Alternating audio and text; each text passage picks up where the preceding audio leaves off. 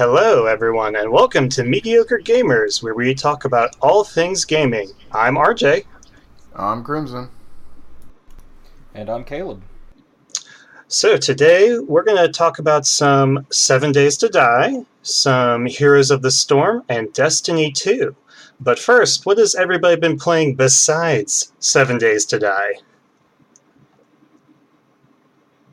I haven't been playing a whole lot, just trying to get the campaign done for StarCraft 1 so I can move on to StarCraft 2, and I've actually been playing a good bit of Eternal lately.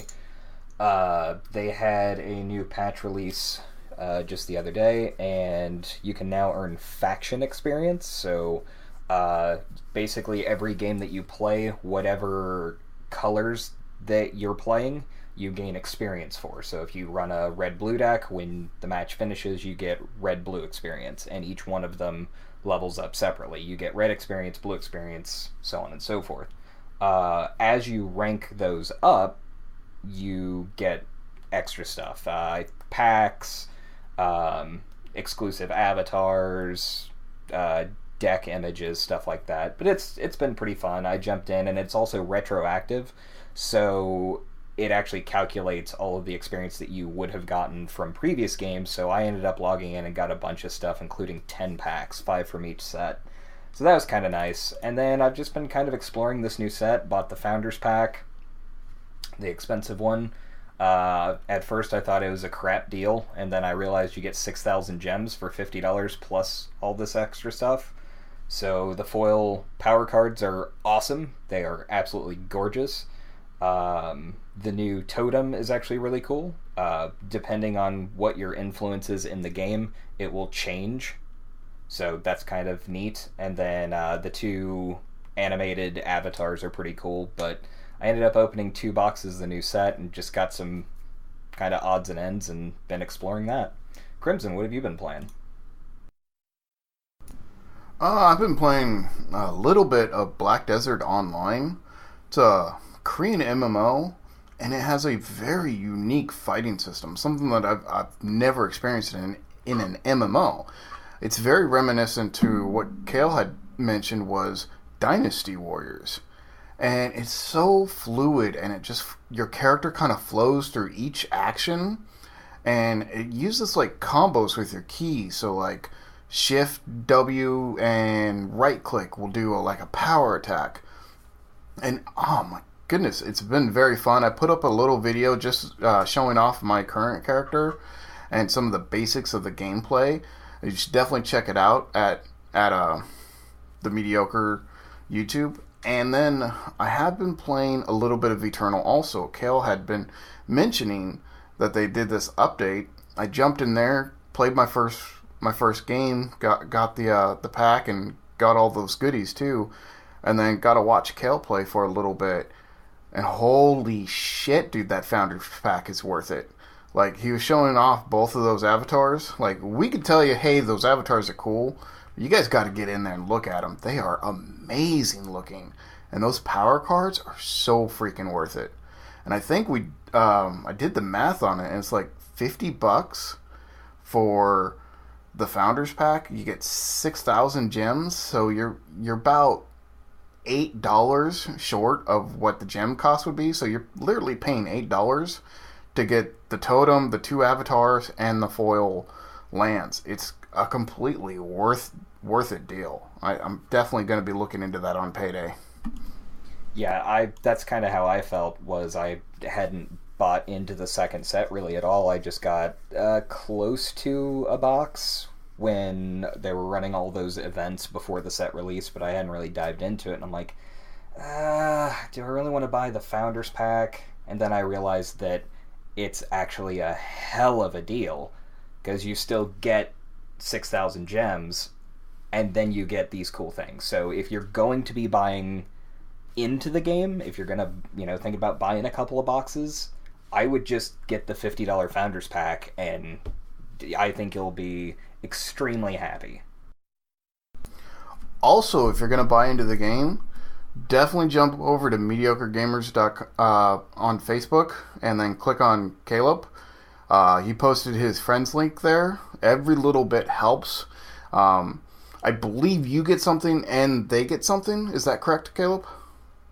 I'm not 100% sure what they get for joining. I think they get like some packs or some gems or something. Or a theme like that. deck? Yeah, I think they may get something like that.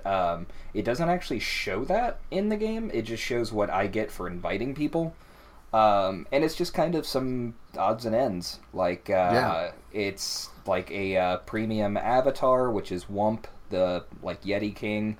And then eventually you get like packs and draft tickets and stuff like that. But anybody who's looking to get into the game, definitely hit us up. We can send you our recruit a friend links, and you can kind of help us get some stuff, and we can help you learn how to play the game.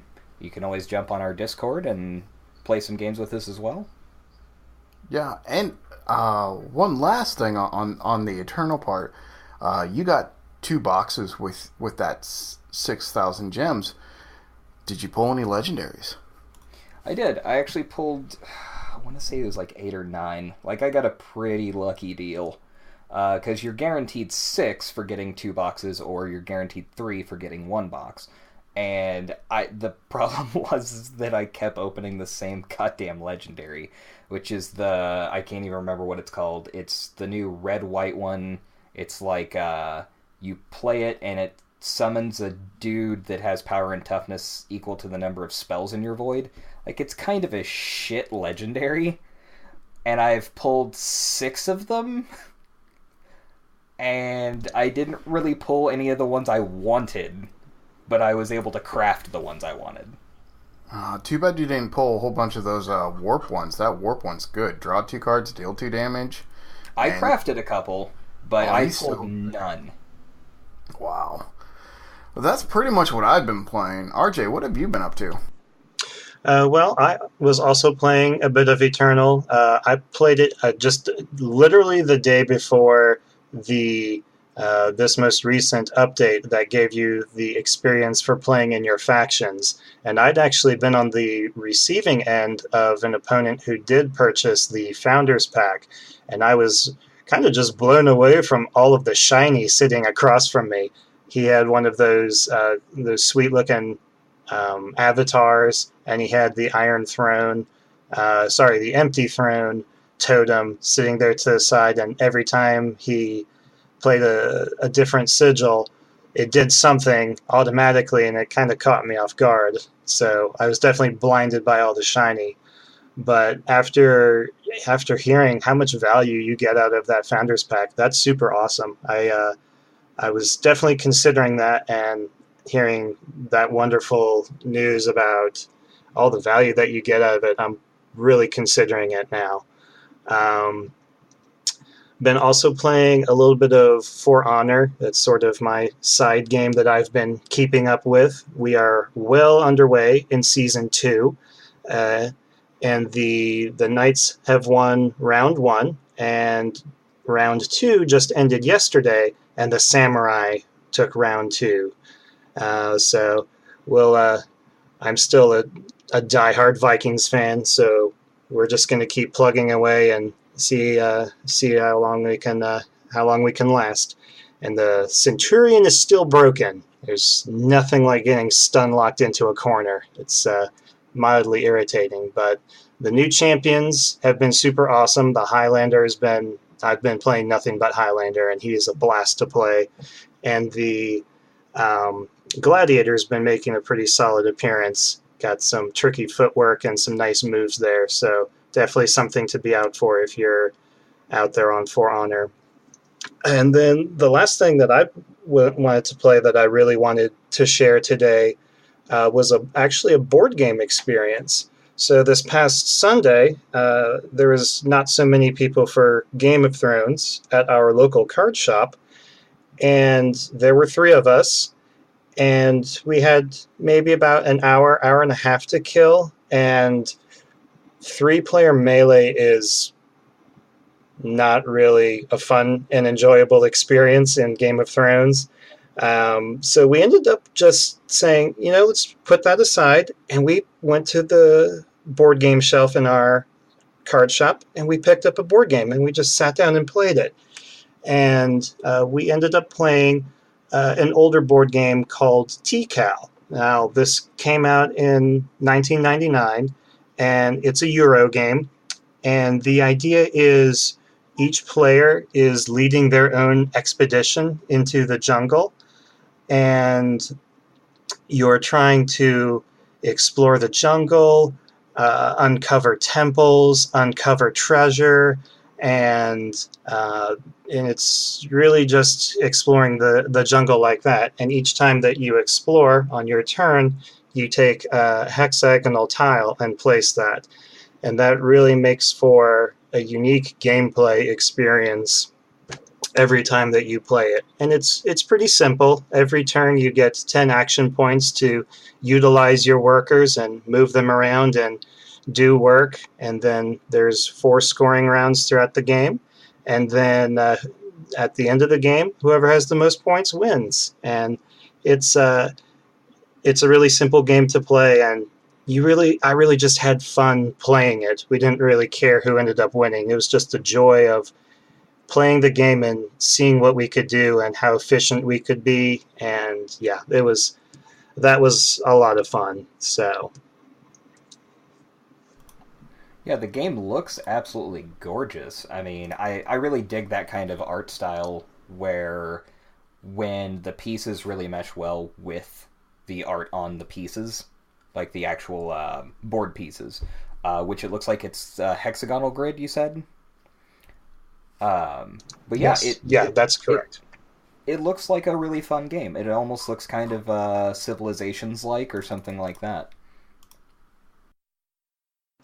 Yeah, it was definitely a blast to play, and I haven't played a Civilizations board game like that, but uh, yeah, no, it's I have my own copy of it, and yeah, we should definitely sit down and play sometime. It's really nice to just chill out and um, just play a board game sometimes and just be different. So, and I will post a link in the show notes for the Board Game Geek so that you guys can check it out. So we're kind of moving to our first segment, and Caleb, what do you have for us today? Well, I guess now's a good time to talk about Kel'Thuzad the Lich entering the Nexus. This is a little late because he was released, last Tuesday, but I had been on vacation, so I wasn't able to pick him up until I realized, oh hey, he's already out. I guess I should go ahead and buy him. And I played him quite a bit. He's already up to level 5, so whenever we play, you guys can run rampant with him. He is a very interesting character. He kind of reminds me of like Nova mixed with Jaina. He has a lot of like slowing and rooting and stuff like that, but every single skill he has is a skill shot. Like, doesn't matter what it is, every one of them is a skill shot. So he can be very difficult to play, especially if anybody can telegraph what you're doing. But I do have his skills up here. Let's take a look. So his Q ability is called Death and Decay. After 0.5 seconds, launch an orb that explodes upon hitting an enemy, dealing 150 damage to enemies in the area. The explosion leaves behind a pool of decay that lasts 2 seconds, dealing 70 damage every 0.5 seconds to enemies. It's a fairly small AoE, but it is quite nice that you can use it against minions. It can act as a semi-wave clear, and then you can also hit it like at the gate, and it will stop at the gate and kind of keep the enemy heroes from coming out. Frost Nova, which is his W ability, create a Nova that explodes after 1 second, dealing 212 damage to enemies inside and slowing them by 35% for 2.5 seconds. Enemies in the center are rooted for 1 second. Now, this one is pretty interesting because it has a template that is a large circle and then a small circle inside it.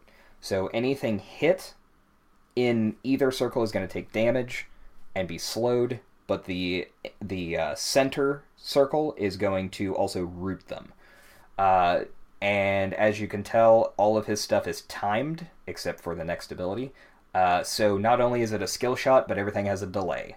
So it's very much like Jaina or Kel'Thuzad, where you have to not only place something, but time it, and kind of anticipate their movement. His E ability is Chains of Kel'Thuzad. Launch a chain, dealing 97 damage to the first enemy hero or structure hit. For 4 seconds after hitting an enemy, chains can be reactivated to launch to an additional enemy, pulling both enemies together and stunning them for 0.5 seconds. That one, to me, was the really interesting thing, because you can basically hit an enemy or a structure with it, and then it gives you another skill shot from that structure or enemy to try and hit another enemy or another structure, and it will pull a enemy hero into a structure or into another hero and stun them.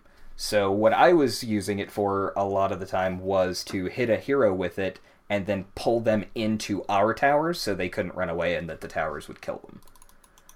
I do have a question. Yeah. When you read the ability, it said, so the first target can be a hero or a tower. Can the second target be a hero or a tower, or does the second target have to be a hero? I believe the second target has to be a hero if you hit a structure with it. The wording on the ability is kind of terrible, because you can't pull two structures together. But if I was just wondering if you had to like prep it, kind of, target your tower first, then target the hero, or if you could just target the hero and as they walk away, then target the tower. That's how I was using it, was I was hitting heroes with it and then pulling them into our towers, but I believe you can hit a tower and pull heroes into them as well. Okay, yeah, the wording's a little wonky. It kind of is, like they don't specify that. Yeah, I have Icy Veins up here right now, and I really enjoy how they give you a little bit more in-depth explanation of what that skill does. Because, like you said, the wording on it is very vague. But there's a small blurb here that says, the second part of the ability is similar to the first, except that the projectile originates from the structure or hero upon which it was initially attached. If this projectile hits another hero, both heroes are dragged to each other until they meet in the center. If this projectile instead hits a structure and then a hero, the hero is dragged to the structure and briefly stunned. So, yeah. Yes. And I'm glad that Icy Veins has better descriptions than Battle.net does. Yeah. Blizzard does not do well with wording. Blizzard, I am available for hire. If you need a writer, I can fix all of your problems. Now, his trait is what makes him extremely unique, because he starts off with a quest. His actual trait is a quest. And it is gain 1 blight every time a hero is rooted by Frost Nova or hit by Chains of Kel'Thuzad. Reward: after gaining 15 blight, the cooldown of all basic abilities is reduced by 2 seconds. Reward: after gaining 30 blight, gain 75% spell power. So, the first couple of games I was having a hard time even hitting 15, and that's because I wasn't utilizing the chains as much. I was trying to do Frost Nova, Death and Decay, Frost Nova, Death and Decay, and it wasn't really getting there. But the interesting thing is that it says rooted by Frost Nova or hit by chains. So the Frost Nova, you have to position it right and get them in the center to trigger to get a blight. However, with the Chains of Kel'Thuzad, all you have to do is hit them with it. Like, literally just, boop, hit them with it. You don't have to pull them in, you don't have to stun them with it, it's just hitting them with that skill gives you a blight. So, a tip for everybody is definitely try to utilize that chains. Even if you're not pulling them into things, or even if you miss pulling them into another hero, doesn't matter. Just get the chains on people. But getting that 75 spell power, it makes him just a nuking machine. Now, his heroics are odd. Like, they're both high damage, but I feel like one of them is a lot better, and that is Frost Blast. Launch a meteor of ice at an enemy hero, and they cannot run away from this. You basically hit your R key, or whatever key you have your ultimate set to, and then you target them. Once you target them, this thing seeks them out and hits them. It is slow moving, but they can't really get away from it. Upon impact, the meteor deals 100 damage to its target and 275 damage to enemies in the area. All enemies hit by it are rooted for 1.5 seconds, and it is a massive AoE. The interesting thing that I should outline here is that all of these damage numbers are for low level. It's like level 1. So those all scale as your character levels up and you gain talents and so on. And these all do get the extra damage from having 30 Blight and getting the 75 spell power. His second ultimate is Shadow Fissure. Create a fissure anywhere on the battleground that explodes after 1.5 seconds, dealing 440 damage to enemy heroes in the area. Now, this one is a smaller AoE, but it is global. You can target it, or you can drop it anywhere in the entire map. And it does do a considerable amount of damage, but it's small, so it's really hard to land. But the thing that actually got me the most, as far as how he plays, is a talent that he gets at level 4, and that is the Phylactery of Kel'Thuzad, which is very flavorful, being that, you know, he is a lich, after all. And, yeah, that's really cool, incorporating some of that lore behind the aspect that is a lich into the character design. That to me is really cool. Absolutely. And the flavor that the skill actually provides is actually really cool. So it is another quest, and it is collect 10 regeneration globes to charge Kel'Thuzad's Phylactery. Reward: Kel'Thuzad's Phylactery can be activated while dead to immediately respawn. And you will respawn at the Hall of Storms. Yeah. That's... So you... And what? That's crazy, dude. Yeah. Mini Murky? Kind of. The difference being that once you use it, you will have to collect 10 regen globes again. So the quest resets after you use it. But you are rewarded for not just using it as soon as you get it. Passive. Kel'Thuzad heals for 10% of all spell damage dealt while the Phylactery is charged. So he actually gains survivability while you have those 10 regen globes stored. And then if you die, you can go ahead and instantly respawn, or you can hold off and keep going as normal. But I found that the key to it was get into a team fight, you're like, oh shit, I just died on the objective, they're going to take it because we're outnumbered now, I can hit my one, respawn, run back, and nuke them. And it's very fun. Unfortunately, I have not tried the other level 4 talents because that one's just so goddamn overpowered. So it sounds like he has incredible spell resistance, pretty much, with that, you know, being fully charged. Could you imagine a team with like him and a Nubrak? That seems sick. Like, if they have spellcasters, they're just crying. Well, now how that works is, specifically with the Phylactery being charged, is all spell damage that he does, he heals for 10% of it. Kind of like... okay. Kind of like Reaper does now in Overwatch. So dude, that's even better. It really is. Like, he actually heals himself. Now, how often were you getting the talent quest done? The Phylactery, I got every single game. Now, I kind of went out of my way a couple of times, but now there are, on a lot of the new maps, there are the health globe dispensers at the top and bottom, and kind of like on Warhead Junction, I believe, and... yeah, I was just thinking about that. Yeah, those Terran, or those StarCraft-centric ones, yeah. Okay, that's cool. But Huh. also, I was going, you know what? I need regen globes, and you know what really helps the team? Taking camps. And you get a regen globe every time you take a camp. So I I was able to make him into this very versatile character by getting those regen globes, taking some camps, which he can do, but it's tough for him to solo like bruiser camps, but he can take siege camps pretty easily because he's got the Frost Nova and the Death and Decay, and they do a pretty considerable amount of damage. But he's just really fun. And they did get the original voice actor for him from Warcraft 3. So I thought that was pretty damn cool. Yeah, that's awesome. I really enjoy the level of detail that the game designers go in terms of picking voice actors like that. Because I believe you mentioned it to me the other day that they did the same thing for the gentleman who does the voice acting for Raynor from the original one.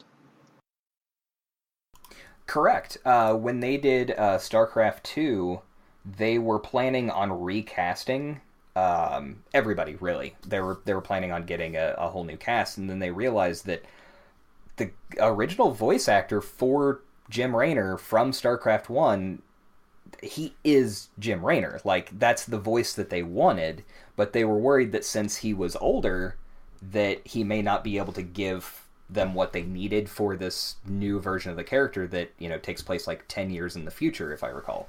But it was really cool seeing that when he came back, he was still Jim Raynor. Yeah, and I think the way that they entwined that into the story was really well done. Now, I'm not going to give any spoilers because I know that you're still working your way through it, but you definitely from the voice acting, you can tell that Jim Raynor is haunted by a heaviness and something that is plaguing him, and you definitely hear it in his voice, and I think age and experience definitely went along with that. So that's a really cool, um, avenue and aspect that Blizzard does really well for their characters. Yeah, that's awesome. I agree, and it was actually really cool when because I watched a kind of behind the scenes thing for that on YouTube, which was actually just really awesome seeing everything that went into it. But with them bringing in the original voice actor for Kel'Thuzad as well, it was really cool seeing that. Of course, him being a quite older gentleman now than when Warcraft 3 was created, but there was a line that I heard while they were recording that was so damn perfect. And it was, he says something about, well, I hear that it took, or, no, what was it? It was, it took 30 or 40 people to take me down, but I hear that it only took 10 to kill the Lich King, or to kill Arthas. He goes, now who's really the Lich King? And I'm like, oh my god, Kel'Thuzad is literally just shutting Arthas down. Yeah, that's that's pretty funny. Very nice. Very nice. And I like that. I like when they can add a good deal of comedy into specifically Heroes of the Storm. The interactions you hear. I believe Crimson's favorite is Genji and Murky. You are fish. Oh my god, Still I the just best die. one.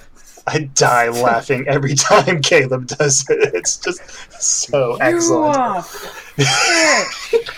It's like Genji is literally shocked that there's a fish running around. Yep. Oh my gosh, that's excellent. You can almost hear Genji having an aneurysm trying to process that Murky is a thing. Some of my other favorite ones is Arthas and Uther, and Arthas and Jaina. Arthas really has some of the best lines in Heroes. Oh yeah, definitely. And I feel like that's true in pretty much anything that Arthas is in. Is that it's specifically anytime that voice actor is being heard, he is amazing. Arthas is my Darth Vader. Hashtag Arthas is my Darth Vader. Oh, look, we're trending. Oh, that's too funny. Um, so I just finished getting Heroes updated last night, but I believe I saw a brief little blurb going along about community quests, and I didn't have a chance to read too far into it. But have you caught wind of any of that, Caleb? Can you tell us a little bit of what that's about? Unless I'm just blowing smoke. No. Yeah, there is a new community quest that came out with Kel'Thuzad, because the Kel'Thuzad's release is kind of an event rather than just, like when Garrosh or Diva or somebody like that got released. This is actually kind of a big thing. And they actually explained that in one of the YouTube videos that I saw of the Obey the Call, which was their announcement for it, and that is that Kel'Thuzad was their most requested hero for Heroes of the Storm for a long, long time. And so when they decided to go ahead and release him, they wanted to make an event out of it. So there is a community quest that it is 4 tiers, and they are not active at the same time. So do bear that in mind. The first one is play a match with Kel'Thuzad on either side. So that's a nice, easy one to get through. And that will unlock a portrait. Then it is accumulate 30 takedowns. Now, at first, I was stressing over this because I thought I had to kill 30 dudes. But it is as a team. So if you're playing, whether it's versus AI, whether it's competitive, it doesn't matter. How it works is, when you look at the scoreboard and it says like 16 on your side and 7 on the other, that counts as 16 takedowns for your quest. So it wasn't too hard to take that. That had me jumping for a moment too. I'm like, 90 fucking kills! Yeah. Holy crap! I'm gonna have to play Nova. Yeah, and see, they don't accumulate that way. So tier 2 is get 30 takedowns. Well, tier 3 is get 60 takedowns, and it resets. So once you get that 30, it goes back to 0 and starts at 60. And then you have to get the 60. Once you get the 60, it resets to 0 and you gotta get 90. So, yeah, you have to get a lot of fucking takedowns. 180, holy crap. But I was able to do that in one day, like one session. Okay. Easy mode AI, right? No, I actually did Adept for a little bit because it had been a while since I had played, so I was like, I'll just do Adept. And then I ended up bumping it up to Veteran, and there was a ton of great players in versus AI just trying to get through that quest. I ended up getting in with a Garrosh that saved my ass like I've never seen before. I was playing Kel'Thuzad, and we were in a team fight, and we were losing. 2 of our guys died. It was me, Garrosh, and like Nova or something like that. And I went in to throw down Frost Nova to try and buy some time. I got dropped to like 2 health. I mean, literally, there was no green on my health bar. And Garrosh comes out of nowhere and does his friendly fling and throws me all the way back out of harm's way. And I'm like, holy shit, did I just see that? That is awesome.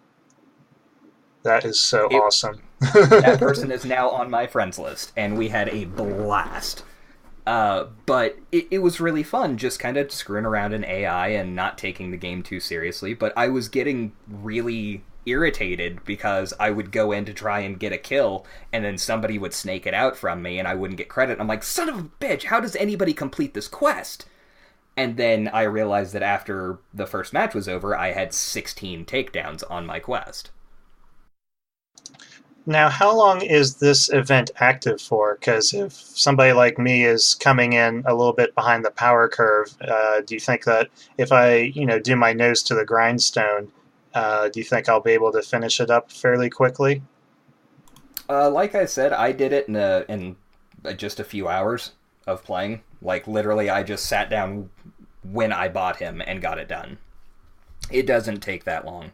I don't know how long the event is going for. I want to say it was till like the 21st, but I haven't really seen a solid, official due date on it.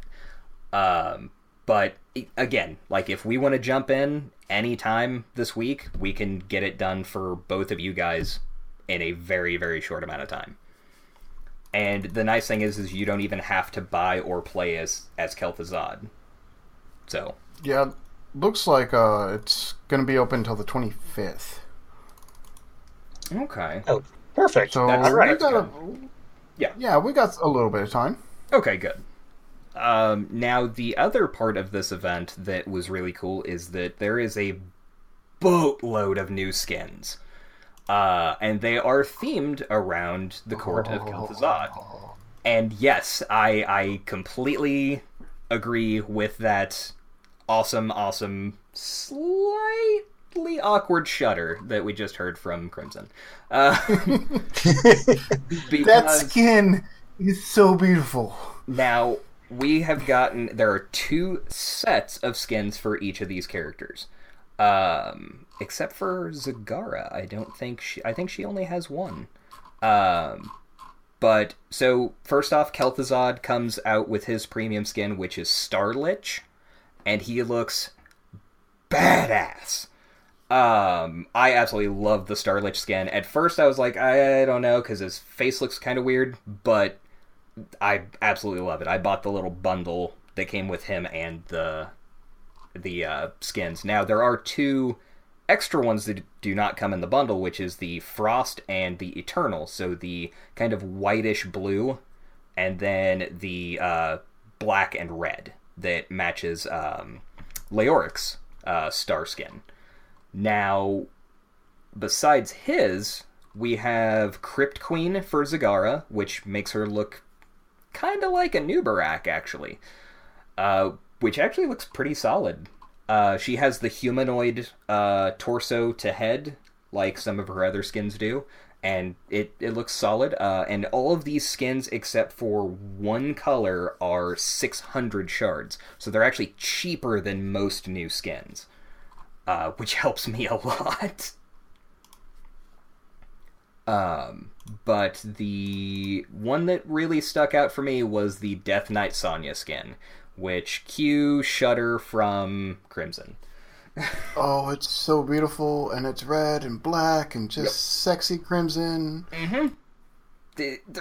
Oh my god, these skins are just so gorgeous. There's the traditional Death Knight, there is Black Knight, which is, and all of these have Sonya in literal Death Knight armor. But the Death Knight just looks like the normal Death Knight armor, that kind of blue and dark gray. Black Knight is red and black. Blighted, which I believe is the expensive one for her, is a yellow or kind of an orange and black. And then there's one that is the Naxxramas colors, which looks really cool. A green and lighter green for Unholy. And then she actually has this other set, which is the Deathbringer. And I absolutely love these 2, because the Death Knight one has her dual-wielding axes, which look really cool. And then the Deathbringer one is relatively similar, but she does not have the helmet on, so you can see her full face, and she is dual-wielding swords. And has relatively the same colors, but there is one that Crimson likes more, and that's the Sanguine one, which is red on black, and it is fucking beautiful. Best skin ever. Yeah, I think I'm going to have to throw my vote in for that one too. The Sanguine one looks really, really slick. Ugh, good stuff. Good stuff. It is so gorgeous. I ended up buying this just normal Death Knight one just because I wanted kind of a placeholder. I wanted a new skin and hadn't really decided on a color yet. But I'm going to be buying several different colors of Sonya skins because she's one of my mains. And now we finally have good skins for her. Finally. The other one is Dreadlord Jaina. So she has, well, literally a Dreadlord skin. And she looks fucking badass. She's got the wings and everything. Wings, horns. Like, she literally looks like she died and came back as a demon. Which she probably will, because she's an asshole now. And probably possessed by a demon. But we also have a Theramore Jaina. So the, like, her older The normal Jaina skin that we have is from Warcraft 3, but the Theramore one is her from World of Warcraft, so that's kind of cool. Otherwise, it's just a bunch of new colors for old skins. Nothing terribly fantastic with that, but this Call of Kel'Thuzad event has brought in a lot of new stuff. I'm very excited. I've been playing it off and on for the past couple of days, and my interest in it has definitely been reinvigorated. Yeah, that's awesome. Yeah, I'm definitely looking forward to getting back into Heroes for a little bit. This looks like good stuff. I really enjoy what they've done from what I've seen so far with getting this event set up. And they do kind of the same thing in League of Legends for a highly anticipated new hero. They'll do a special event, and this one looks to be very well done for Kel'Thuzad, so I'm looking forward to it. Yeah, and definitely I'm going to be checking it out. It looks sweet. We did have some other Blizzard news that just recently came up, too. Some Hearthstone news. Now, I know none of us are really playing Hearthstone right now, but this is definitely something that's worth checking out.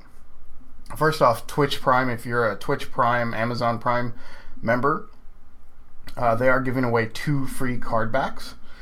They do look really nice, and they're free, and if you don't have Prime, you can sign up for the free trial and get the card backs there.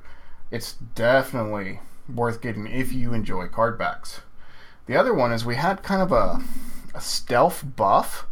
Now, Caleb, I don't know if you remember this card. It was like Naga Sea Witch from the core set. She cost 5 for a 5/5 and changed all your cards to be 5 casting cost. Yeah, I remember her. Yeah, she's kind of an okay card, but the thing is, like, if you had like a Therazon out, and you reduce the cost, it would just reset it to 5. It always kept your cards at 5 casting cost. Well, they've changed her. Now it just resets the base card price to 5. So you can do things that reduce card price, and we're seeing in Wild literally go wild with Giants. I mean, we're talking about decks that are running 16 Giant cards. Oh god, I didn't even think of that. Oh yeah, my god, those ones that cost like 25, they now just cost... Oh, that's gross. Yeah, you have one that costs 25, he's an 8/8, and reduce his price or his cost by 1 for every point of damage you take. You take 5 damage, now he costs 0. That is insane. That's stupid. Okay, yeah. That makes me want to go build some decks. All these cards are neutral. So you can literally choose whatever class you want. That's quite interesting. Okay. But we also got some massive nerfs hit too. Oh god, what did they do? Did they nerf Druid finally, or did they just nerf Rogue some more? 2 of these cards are Druid cards. I'm just gonna list them. There's only 5. Be real quick. I'm not gonna explain, in detail. But Innervate has been nerfed. Innervate now reads gain 1 mana crystal this turn only. So it's literally a counterfeit coin. That is fucking trash. I'm not even gonna lie. That is literally trash. Druid is the ramp class, and they nerfed their staple card to become a fucking rogue card. Yep. And so many people were begging them to do this instead. What they wanted this to be changed to was restore 2 mana, empty mana. So it would still give you the 2, but it wouldn't bring you above your threshold, but it would still allow you to play multiple things on a turn.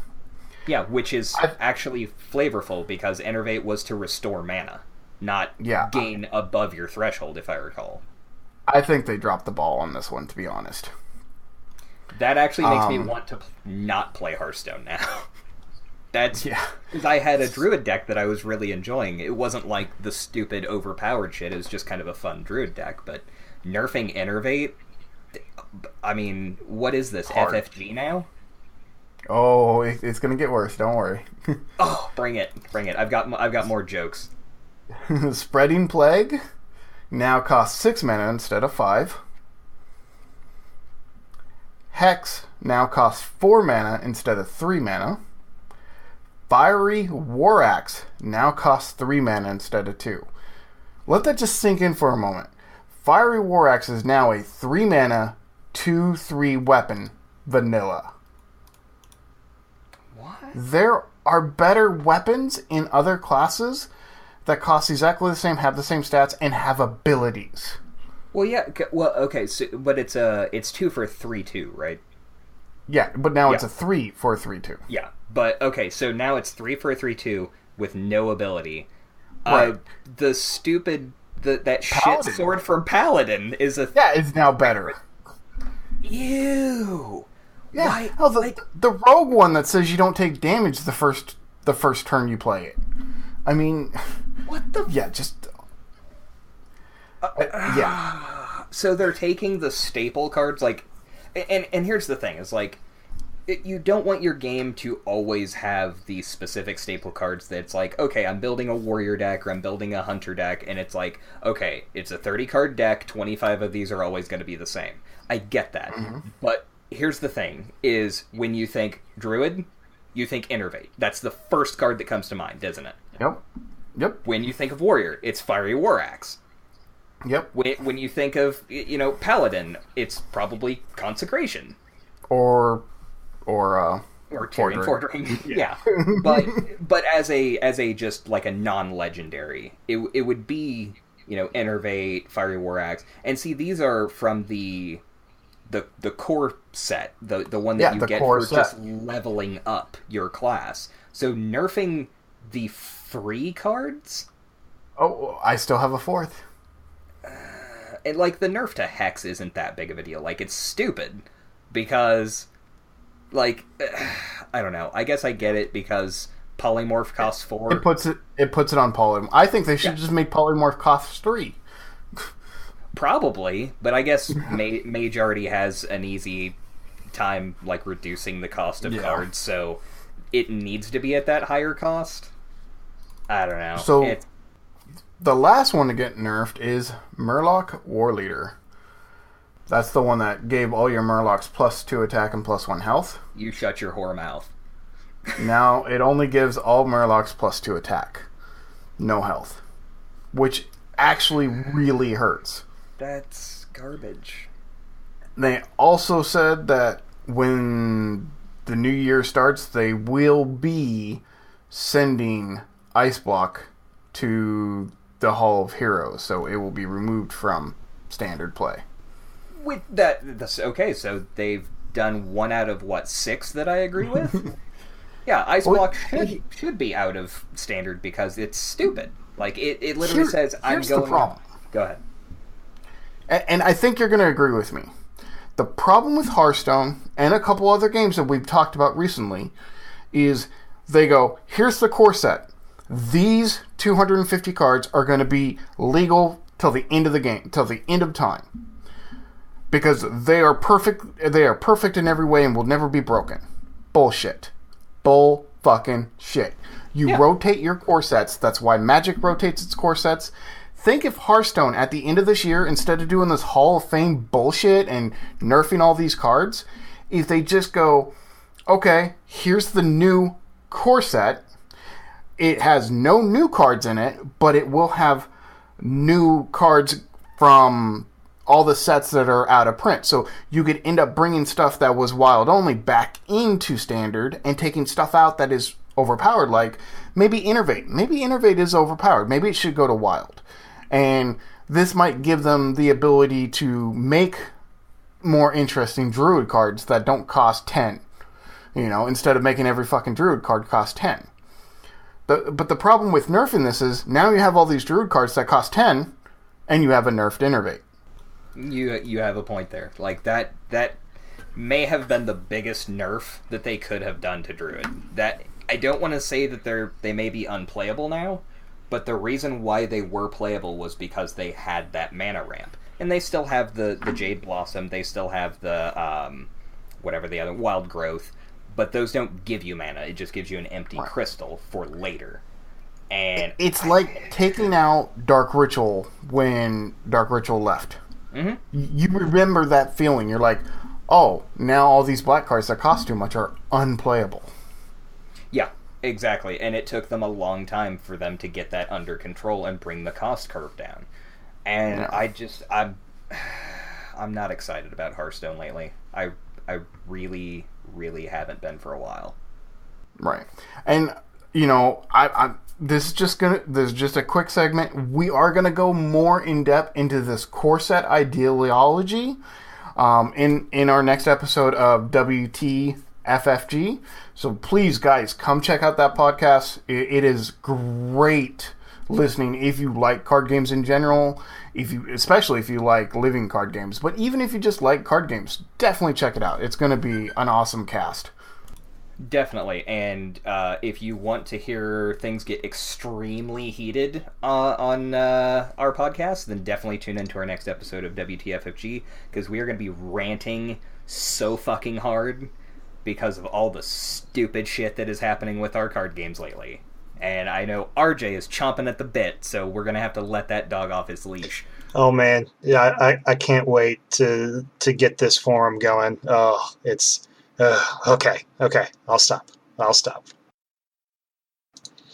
So, with that aside, one of the other games that we've been super excited about was Destiny 2.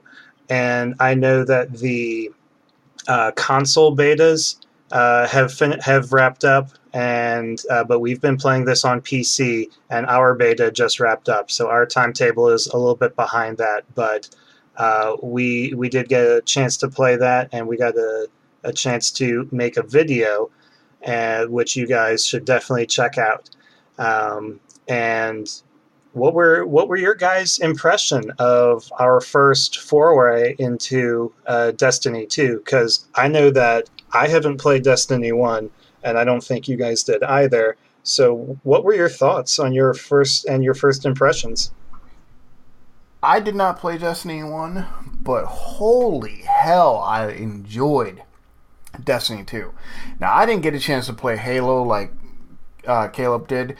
I was never a console. I just can't play console shooters. I don't have that mentality of the joystick control. But this game felt fluid. It felt smooth. I just haven't played a shooter that felt this way before, and it was such a unique experience for me. It is definitely a day one purchase. Actually, it's a pre-order purchase if you can. Just incredibly fun, and I know Caleb's going to have a lot more to talk about because he did play Halo, so he can compare the two where I can't. Yeah, I mean, I played Halo way back in the day. I played Halo 1 and 2 and 3, and I kind of fell off after that. I mean, I played ODST as well, which I greatly enjoyed, but the controls, the gunplay, the movement, it all felt very Halo. In a good way, almost like Halo 2.0. Like, it gave me the nostalgia of playing Halo with a lot of improvements, being able to slide, being able to jetpack, being double jump, that sort of stuff. It was really, really good. It was a great feeling. I'm not running the greatest computer ever, but I was able to play Destiny 2 60 frames per second right out the gate. The game looked fucking gorgeous. It played extremely smooth. I think there was like a couple of lag spikes that I would hit, but I kind of figured that was more server latency, considering they had server overloads since the beta started. But it was really fun. The gunplay was accurate. When you actually shoot somebody from a decent range and you're aiming at their head, it actually hits their head. Like when people do these console ports to PC, usually the hitboxes are off, usually there's a bunch of glitches, the controls are all fucked, but this one didn't feel like that because they actually did it right, and I can't believe I'm saying that Activision did something right, but it happens, broken clocks right twice a day. But the the Activision team is going through Blizzard to do their PC version. So it is a full different division that is working on the PC release, and it showed. It did not feel like a port. It felt like this was a game that was meant to be played on PC. And I didn't play Destiny 1. I just kind of heard about it and stuff, and it always seemed kind of interesting. But the game really does play like Halo meets Borderlands. That kind of, you're out to get a bunch of loot, but the gunplay is very Halo-esque. Yeah, I think that's a perfect explanation. I definitely did feel that Borderlands 2 kind of dungeon crawl feel, but minus having to manage all of your loot, and you just you work together as a team, you struggle through it, and then at the very end you get all of your good stuff. So yeah, no, that's a perfect comparison. Yeah, it definitely felt like it was less of Backpack Manager 2017 and more of, this is a co-op experience that we're going to run through, and it's like, oh, cool, hey, I got something new. You're not sitting there going, oh man, I can't wait to get this new thing to replace this old thing because it does +1 damage, blah, blah. It felt less about min-maxing, less about stats. It was like, we're going through this mission, we're having fun, things are really hectic, really intense, people are dying, people are reviving. There was not 1 second where I wasn't at the edge of my seat. And loot was actually the last thing on my mind until we got it, and I'm like, oh cool, a new toy! Yeah, definitely at the beginning of that mission. I don't remember what mission it was, but we were essentially dropped off on the planet, had to find our way into a mining site and make our way down this really big mining shaft, and then whatever that one was. But the second that we Inverted Spire. Yeah, thank you, Inverted Spire. Excellent. Ooh, that's got a pretty baller name to it, actually. I'm not gonna lie. But yeah, once we hit boots on the ground, we got attacked from all sides, and we're literally just trying to figure out controls, figure out positioning, and then just as we get the first 2 waves down, some sub bosses or elite units show up and start hammering us with these really irritating cloaked guys. I was like, wait a minute, that's a small shimmer. There's somebody over there. Oh god, he's attacking me. It was... Oh god, it's Predator! It's happening! Yeah, pretty much. Minus all of the clicking or the 3 dots on the forehead that is just like, uh-oh, I'm dead. Definitely. Now, the other thing that was really interesting was, being a Halo player is just, you played as Master Chief, or if you're playing in multiplayer, you didn't have abilities. You didn't have a class that you played. You were just a dude or a girl running around killing people. But in Destiny 2, there are 3 classes, and they each have subclasses. Now, I played the Hunter because Cade 6 is a Hunter, and I absolutely adore Nathan Fillion, so I wanted to be like him. And I know that, RJ, you played the Titan, right? Yeah, that dude is very simple, very much, in my mind, point and shoot, and pick it up off the ground and let's just go. But there's definitely a couple of moments where I was button mashing and I activated, I guess it was my ultimate, and I turned into Captain America and I just went ham on somebody, and I was like, oh, this is so cool. Definitely. And I know Crimson played the Warlock. Now, you also got to try all 3 classes because you went through the single-player mission as all 3. But when we played as a team, you were the Warlock. What'd you think about him?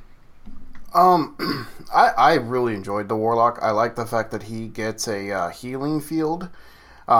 His melee attack is super, powerful. Not as good as the Hunters, but it feels like you're hitting something. It feels heavy. And his jump, his special jump, is super good. Being able to float in the air, so when lava is happening, you could just float and live through the lava, which is super nice. And his ultimate is sick. It's literally like everybody's else's ultimate, except for it's ranged. And oh man, he's a really good character. A little squishy, but a really good character to play. Yeah, and you did an excellent job, both of you guys did, playing those classes, because that was kind of the fun interaction of us all playing a different class, was we all get to fulfill a different role. So RJ being kind of the tank, being able to put up shield walls and go Captain America on some asses, and then Crimson being able to heal and kind of do some strategic positioning with that floating mechanic, and with your ultimate being able to hover in the air and fling those sword arcs. I mean, it's solid. Now, when I played Hunter, I bounced around between both subclasses, and I wanted to be McCree from Overwatch, and I heard that, High Noon was one of the ultimates, and I was like, oh, this is awesome! And it wasn't. It is High Noon, but it's not nearly as fun. Basically, you pull out your 6-shooter and you fan the hammer 6 times in rapid succession, and it does a shitload of burst damage. But that's all it is. Like, after you fire those 6 shots, it's over. The other one, though, was amazing, and it felt amazing. Like, it felt like you actually were powerful. And that was, you pull out a staff that is glowing blue, it goes into third person, and you literally just run at them, and you are Darth Maul. I mean, you're doing flips and kicks and smashes and all sorts of acrobatics.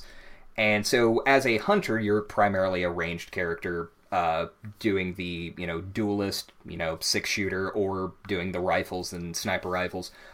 But that switch into right up in the grill, beat face with a staff, doing all these fancy moves, it felt good. And I think that's kind of really what the magic was for this game, was, like Crimson was saying, your melees actually feel like you're punching something. Like, it has weight to it. And I remember when I was playing as the hunter, you kind of pull your fist back and it starts to glow blue, and you just smash into somebody.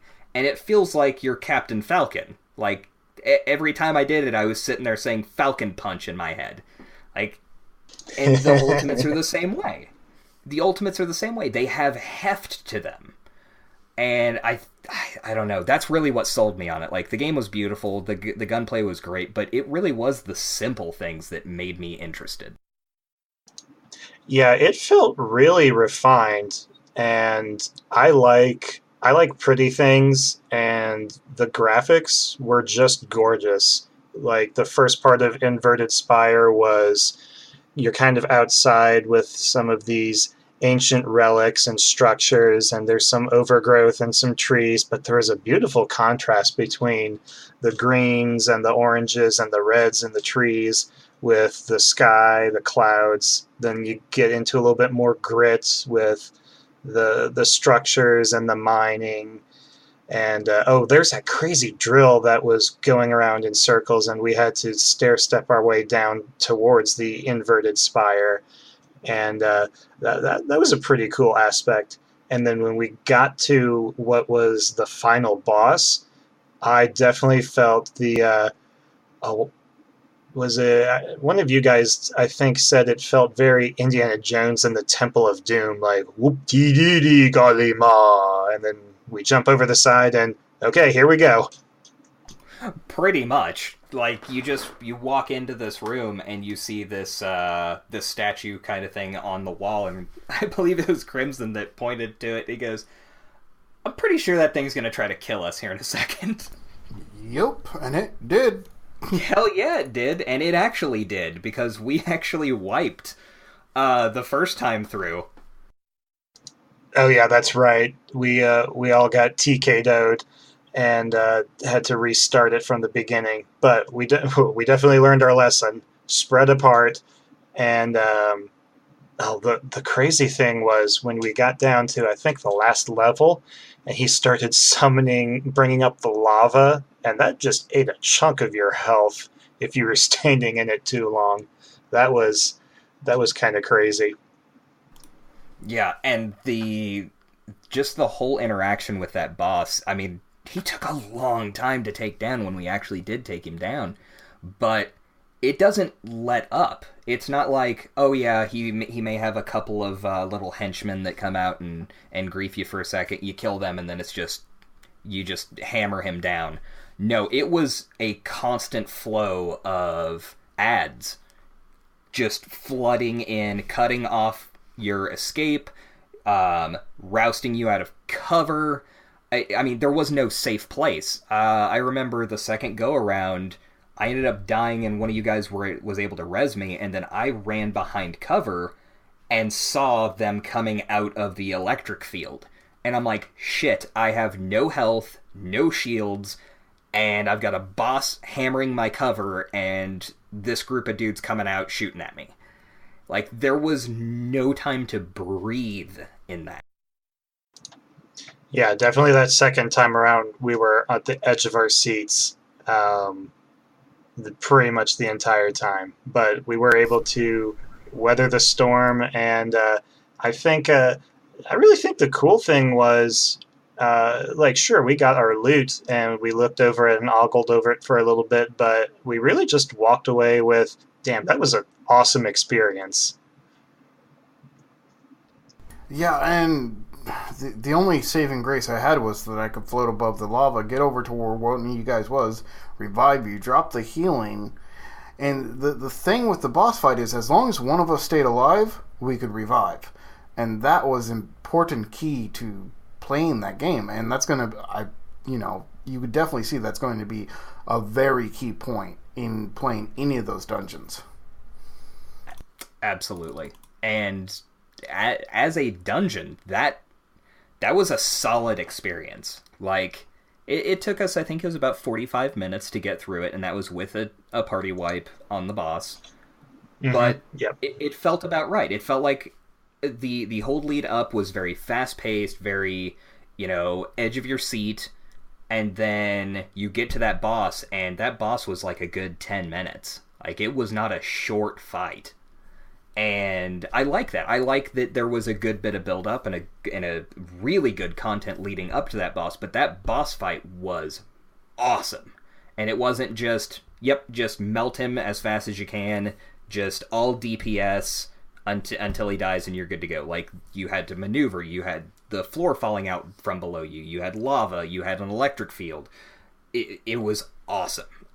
Definitely, I haven't got to pre-order it yet, but I'm going to. And once it releases on PC, we're going to be bringing you some more gameplay. Yeah, we were definitely fighting for our lives a couple times in that final boss fight. But I think that is a perfect segue into one of the games that we've been hitting pretty hard this past week, and that is 7 Days to Die.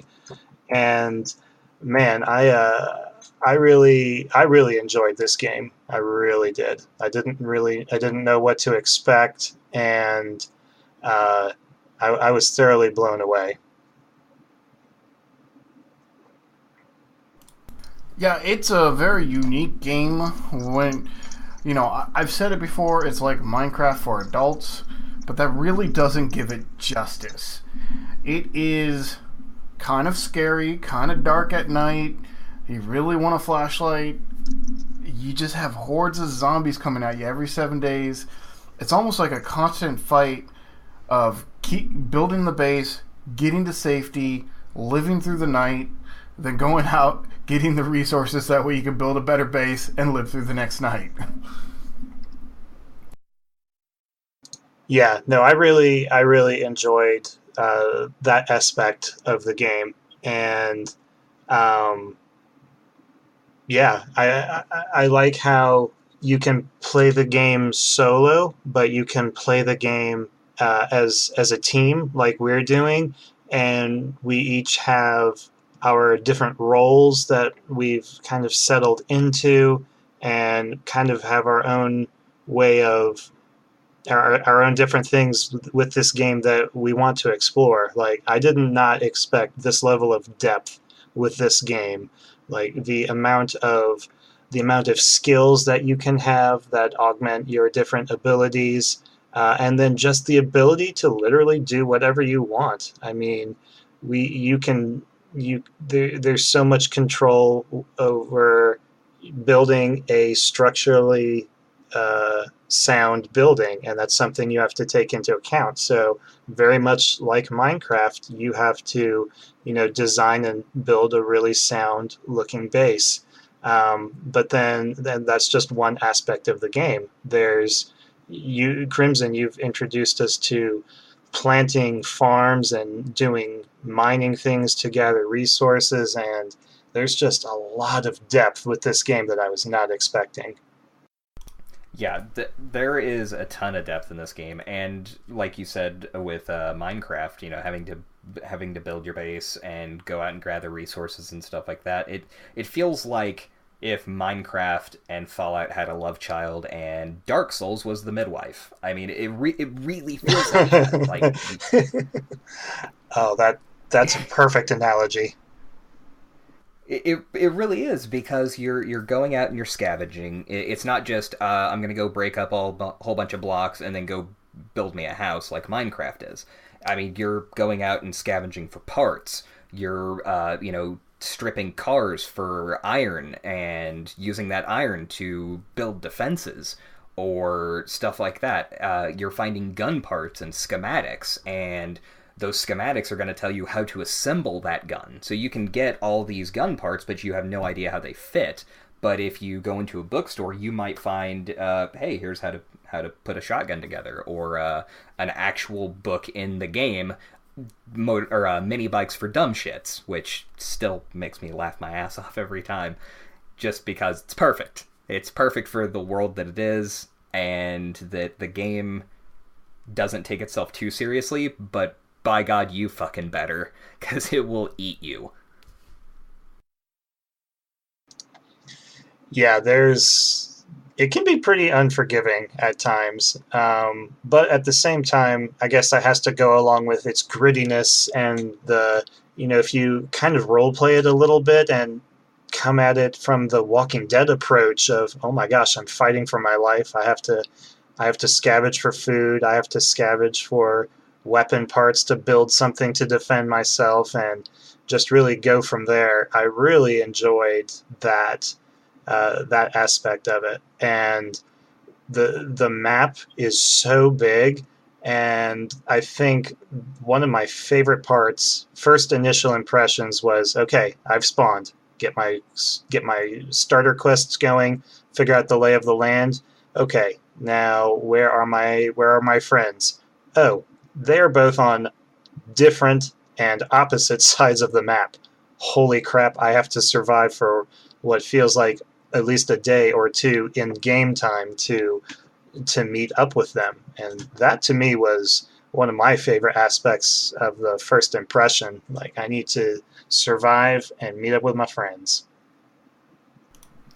Definitely, and that really is the key to it. And you can play the game single player, you can play it co-op on a server, or you can play it PvP PvE on a server. So there's a lot of different ways to play this game, but getting to link up with your group, with your co-op buddies, is super important. And to put it in perspective, the zombies run when it hits nighttime. And unless you've got a light source, you can't see. I remember when we first spawned in, we kind of all got separated, and me and RJ were able to link up and get to a house, but we both died and spawned way off again. But we were having to come back to that house at night, and I was literally just crouched down, sneaking through this field, and I could hear zombies all over the place. But they couldn't see me because I was hunkered down in the grass and sneaking, but all I could see was the silhouettes of trees on the horizon. That's it. Everything else was pitch black. And talk about having a closed sphincter. Holy shit. Yeah, I definitely took dig myself a hole, barricade myself in there, and wait out for the night. that was that was a scary feeling. But yeah, no, we all met up, and I think my second um, experience, my second most memorable experience with this game was the camaraderie that we had when we came together under Crimson's tutelage to not only show us how to build things and collect resources, but we really had a huge hand in all pitching in to build our base. And we each definitely had our different roles to uh, collect resources and bring them in and help make things, and kind of really just all come together. And it felt so special to be like, man, I just built this really cool base that's going to keep me alive, hopefully, on Horde Night. Yeah, and there's so many different bases you can build. You know, there's pillboxes. There's ones that use the poles, like our base. There's also a pillar base where you can do the half pillars. There's like an arrow slot base, which is really funky and weird, but it works. I think one of my favorite bases I've ever seen is, obviously somebody had the auger for this, but they dug like 50 blocks straight down, and but with like a plateau in the middle. So the big tower in the middle, you put your base there, and then you have a moat that's like straight drop 50 blocks down with spikes at the bottom and blade trap spinning. And when the zombies come in, they fall into the moat and then just die on the spikes down at the bottom. And there's so many different things you can do and so many different base styles. And I mean, literally, the world is your oyster in that game.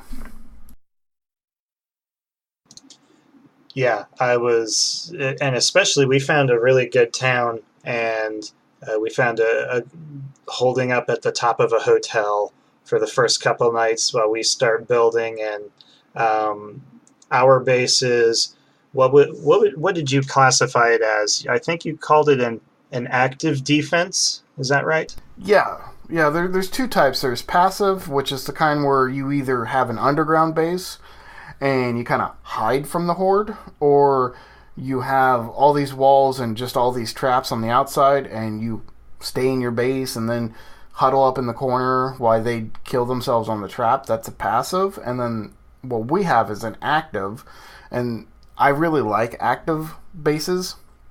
What they do is when the horde comes, you're up against the wall. You can attack through the walls either with guns or with melee weapons, and you feel like you're fighting off this horde instead of just surviving the horde.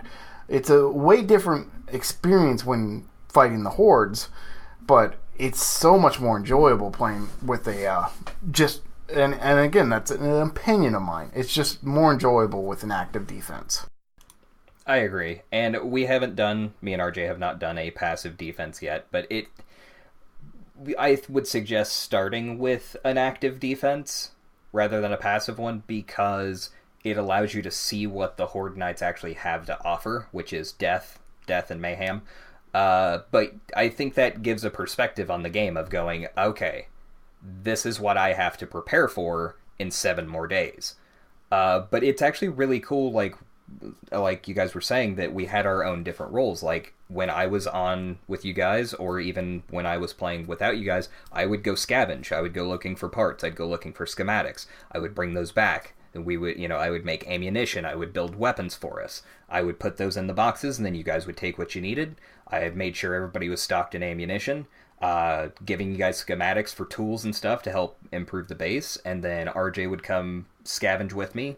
He would go help build and repair the base with Crimson, and Crimson was primarily building and repairing our base and upgrading it and giving us new traps and all sorts of stuff like that, and giving us food because we need food or we'll die.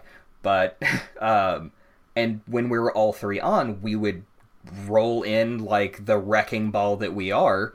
Go take out something like the construction site, go take out something like the library, or hit like the shanty town or something like that that's got a huge horde inside of it. we would roll in there with our shotguns and hunting rifles and whatever else, and just murder everything, scavenge everything, and then bring it back to base. And it felt good. It felt like it didn't feel like Destiny does, where each player is their own unique class with unique abilities, because you can put points into any skills you want. So, like, I went weapon crafting and mining and stuff like that, where Crimson would go heavy into, like, traps and tools and cement mixing and stuff like that. And RJ would kind of go with a lot of different stuff so that every one of us could fill in a gap that the other one couldn't. And as we have progressed and we're up in, like, the upper 20s, early 30s of levels, we've kind of crossed skills so that we can all fulfill, like, the basic roles. And it's been really fun building as a team this really cool base, but also defending it together. Like, we feel like it's something that we have to protect. And that 21-day horde was... we got to do some protecting, that's for sure. Yeah, definitely. No, just the sense of camaraderie and knowing that, man, we spent a lot of time and effort to build this thing, and it's going to keep us safe, and we're going to work together to defend ourselves. And that was something special. I really, really enjoyed that. I almost feel like now don't yap at me because I'm saying this, but I almost felt like the 21-day horde as scripted was kind of not that hard. Please don't hurt me. No, it was weak as shit. So I found out what happened there. The game with this newest update created something called a game stage. So, the server starts with, say, 100 game stage. And every day that nobody dies, it increases 100. When it gets to a certain amount, so say like 700, it's going to spawn harder zombies throughout the entire game. Inside buildings, during hordes. The problem is, even I died in that first 7 days. But because I'm me, I can see it now. But because I'm me, it was easier. Yeah, so our game stage was really low. And so that didn't spawn as much zombies. I also did not see in the config file, it was set at like 30 max zombies, and I upped that to 64 max zombies. So there'd be the next Horde Night will have double the amount of zombies, so it won't feel as weak. A lot of that was my part on the server side, and the fact that it just takes us a while to get to the point where we don't die, where we have all the equipment we need. And once we get that armor, and RJ, that's your area there, and I know you're working very hard to get us all armor, and I think we have the basic armor, which is I believe scrap. Yeah, I've made a set of scrap armor for everybody, but you said I get some special stuff when I get my armor skill to level 6, and I think I'm at level 5, so I'm almost there, and I'll be ready to contribute again. Yeah, then we could do the steel or iron armor. Yeah, and a huge shout out to both of you guys for crafting that base, because I think that was a really part of why it was so easy as well, besides me dying over and over and over and over and constantly and bringing the game state down. But we had biker zombies, we had some crawlers, or not crawlers, some spiders and some stuff like that, and there was a couple of times where I'm like, oh shit, I think they're going to breach this wall, and they never did. And I think it's because you really reinforced and upgraded that base. We have a base that should last us for several more Horde Nights, right? Yeah, I might have upgraded it too much. Like, I feel like just because I've been playing this game for 5 years, I feel like I should have not upgraded as much, because it does feel kind of cheap with me knowing exactly what to do and how much resources and materials I'm going to need to get this awesome base. And I feel like I kind of cheated you guys in that fear factor, not having... No. Because, I mean, that's the thing is, we're coming into this game new. It actually helps when, we're not sitting there going, oh crap, we built a really shitty base, we got overran, we all died, 7 times this horde, and it wasn't fun. But, don't cut yourself short just because you built a damn awesome base. I mean, eventually they're going to overpower us at some point. So, we're just buying our time now. Yeah, probably day 112. And that's if I don't keep upgrade, because I can still upgrade it to steel. True. I can still upgrade it to upgraded steel. At that point, once it's upgraded to upgraded steel, there's no way they're going to break in. Gotcha. Now, that being said, though, you did say that you doubled the number of zombies that spawn, and so yes. Things are going to get really difficult this next Horde night, because it's going to be double the enemies, and they should be stronger than before. And we should have cop zombies, and I did go into the XML file and up the game stage a little bit also. So we should start seeing more stronger enemies in general. Okay. That would be good. I definitely like a challenge when it comes to like a Horde night or something like that. Right, and let's be honest, your deaths, 99% of them were not your fault. Mainly one of them was not your fault. I would say technically 2 in that same span. The not going, hey, you shouldn't go over to those shiny tents over there because the whole field is landmines. But it was that fucking gas barrel. That fucking gas barrel was what did me. Yeah, and, I don't think the game is too hard. I think you just ran into some bad luck. And one of the most important things that I want to reiterate to both of you guys, when going into the PvE dungeon towers, the zombies are not the things that are going to kill you. You do want to go slowly, pay attention, crouch, don't, dude, I've watched a streamer who literally has streamed this game for like 6 years. I mean, one of the best players I've ever seen in my life. I watched him on the day this patch came out. He went into a room, looked around, didn't see any zombies, and started looting. Well, guess what? There's 4 zombies in that room. They were just sitting down behind boxes. All of a sudden, he's like, what? Whack, whack, nom, nom, nom, I'm dead. He's like, what the? Check the room before you loot, because when you loot, that's great. It creates noise that wakes up sleepers. Yep. And I noticed that when we hit, me and you, Crimson, hit that academy, and previously I hit another one of the academies, and I would walk in, there's a tiny little classroom, and I look at every single corner, and I look on the floor, kind of like a grid-style scan of the room. There's nothing in there. I start looking through the bookcase, I start getting the shit kicked out of me, I turn around, and apparently there was one, like, behind the desk, like, laying down, not, like, sitting in the corner, but, like, laying down behind the chair, and I'm like, you son of a bitch! Where? Why? Why would you nap like that? They're sneaky as fuck. They are. Now, there was one of those traps, and it was at the very, very top of the construction site, that it frustrated me to no end, but it felt like a Wile E. Coyote moment.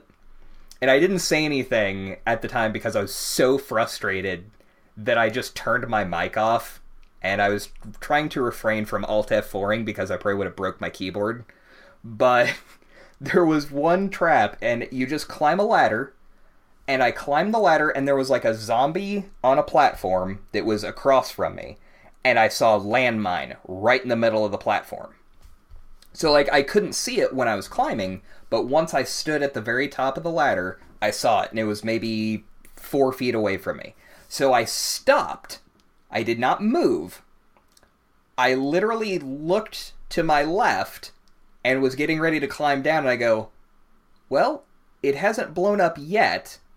Maybe I'm safe to just back down.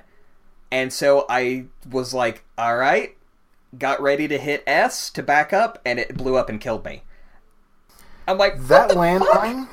Yeah. That Pacific landmine has killed about 90% of the people who have played this game.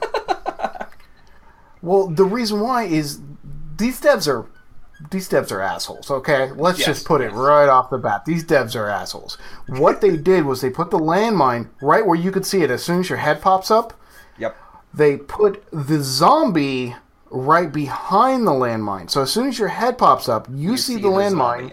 The zombie wakes up and walks over the landmine and blows it up himself. Nice. It's not you that blew up the landmine. It's the zombie coming at you that blew up the landmine. Well, now that was if I had noticed the zombie that you were headed up the ladder, right? And if I had noticed that you were headed up the ladder, I would have said, "Wait," but I didn't know it until it blew, and I was like, "Yeah," because I think you were still on the floor below me. I was waiting for RJ, and I was like, "Well, I'm gonna climb up this ladder." Because I heard a whole bunch of zombies, like around us. So I was like, well, I'm going to climb up to this platform because it allows me to look over the building and see down so I can kind of cover RJ. And so I climbed up there, but the zombie never woke up. That was the thing, was I was standing completely still at the top of the ladder, and it just, it took like 10 seconds, and then it just blew up and killed me. Now, could it have been lag? Maybe you just didn't...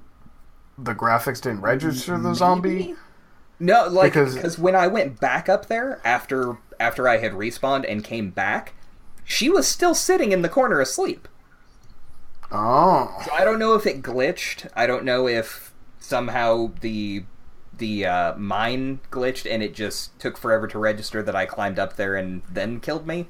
But I thought it was so funny and irritating that I climbed up there, was perfectly still...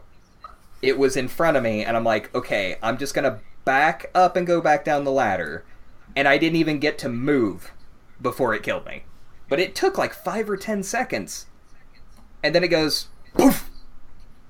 Interesting. Yeah, it's supposed to cause the zombie to blow it up. Or at least that's what I've seen the 2 times I've died to that landmine.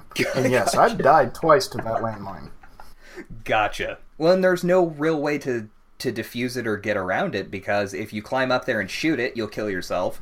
If you would have to like piss off the zombie and then jump off, I would imagine. You want to know how you do it? Huh. There's actually a trick. Okay. You take stones, like the stones that you find on the ground. Yeah. If you put them in your hotbar, you actually carry them and you can throw them. You throw them up there, wake up the zombie, and then he walks over it. Really? But how do you know that unless you died to that landmine before? That's hilarious. Oh my gosh. That is It's awesome. evil. It's not hilarious, it's evil. That too. In hindsight, it's hilarious, but, comedy is tragedy plus time, so... Yeah. Now, the construction site is the only one that I know of that has landmines in it. Each building will have landmines, but they have them in very specific spots. Like, it's very... You can see them. The construction site is the only one that I know of that has the... Shit. How was I supposed to avoid that? Well, and that was what I was thinking while we were going through there, because I think I only died to one landmine in there, and it was that one, but I had died from other stuff during our ascent. But it's like, this is a construction site. Who the fuck puts landmines in a construction site? That would be the fun pimps. Not very fun. They're dicks.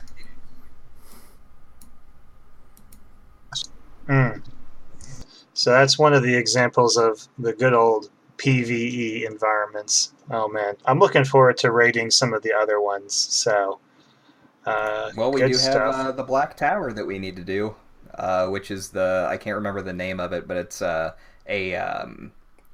pharmaceutical. Yeah, it's a pharmaceutical research facility. That one's gonna be fun. But I also found the bookstore, which is probably the easiest one. It's only got 2 traps in it, and it gives you tons of schematics. This would finish off RJ's armor smithing schematics, and I don't know if you need any more guns. Oh no, you probably need you have the Magnum, right? Schematic? I don't think I have the Magnum schematic, okay. Actually. So that would be a good thing for us to go into and get that Magnum schematic for you. Okay. Plus, on the top of the building, there's like 2 gun safes, so that would be another hit for Magnum. Because once you get that Magnum, you're going to be like, yeah, this is amazing. Okay. It's almost like the golden gun in GoldenEye. You know, Damn. It's not quite a one-shot kill, but it pretty much any normal zombie it'll kill. Okay. Now, how does it do versus stuff like the cop zombies and bikers? Cop zombies and bikers, always the best weapon for them is always going to be the AK because you can shoot so many rounds. Gotcha. The Magnum does more damage than the sniper rifle, so it will kill the cop zombies before they blow up. Where the sniper rifle really can't kill the cop zombies in time. Huh.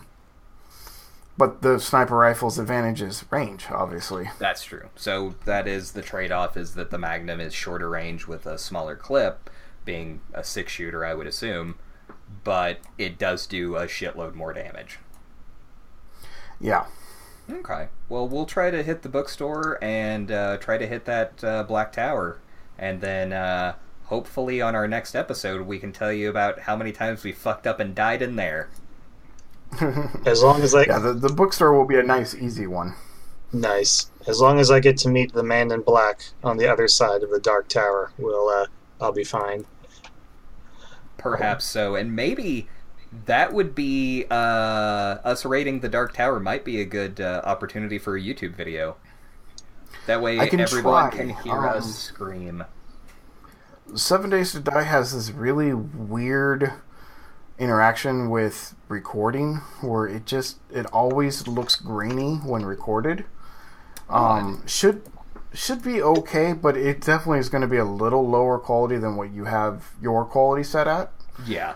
And I have mine at max, so things do look pretty. Mm-hmm. Like the textures are nice. But yeah, it seems to mainly affect grass the most, which we wouldn't have to worry about too much. Yeah.